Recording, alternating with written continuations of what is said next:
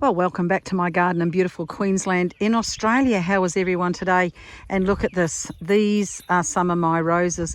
In fact, these roses here are all David Austin roses. He was a rose breeder in the United Kingdom. He spent his life breeding roses, and he passed away a few years ago, well into his 90s, and left a real legacy because, as you can see, these are really English looking roses, cupped with lots of petals.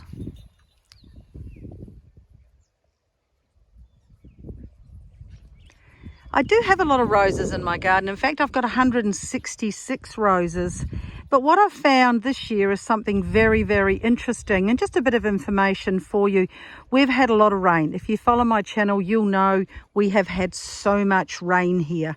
Now, under normal circumstances, and what's happened in the rest of the garden is the other roses didn't do particularly well. However, I've had a flush. It's the spring flush, so all of the roses in the garden flushed, every single rose that I've got, which is great.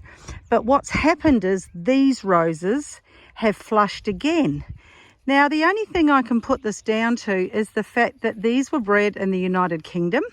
So in the United Kingdom, it's cooler. Now, we had a longer winter in this part of Queensland than we've ever had before. So we had way more rain. There's a bee hiding in there getting all the goodness. Don't forget, when you've got plants, make sure you have some that open right like that so the bees can get in there. So as I was saying, we had a really cool winter, very unusual for us to have so much rain and so much cool.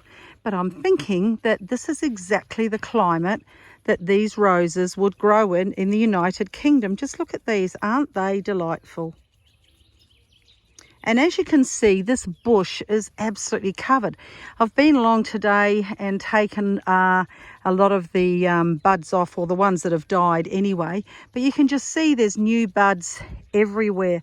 Same on these ones here. The health is amazing, and they're just repeat flowering. So I'm going to say that I know they spend a lot of time breeding hybrid teas to withstand different climatic conditions. But I'm just saying now, looking at my roses, that the David Austin roses have performed way better than anything else.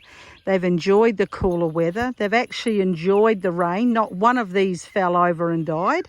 Yet some of the hybrid teas and the other rose varieties I have did. But these continue to happily flower along. And like I say, they're having multiple flushes and they're looking beautiful and healthy, as you can see. So it's always interesting for me. Every year in the garden, something is different. And this year for me with the roses has really, really taught me something about growing roses and which roses perform better. So I get to sit in my garden at the moment and enjoy a repeat flush of all these most beautiful David Austin roses. Have a fabulous day today, no matter where you live in the world.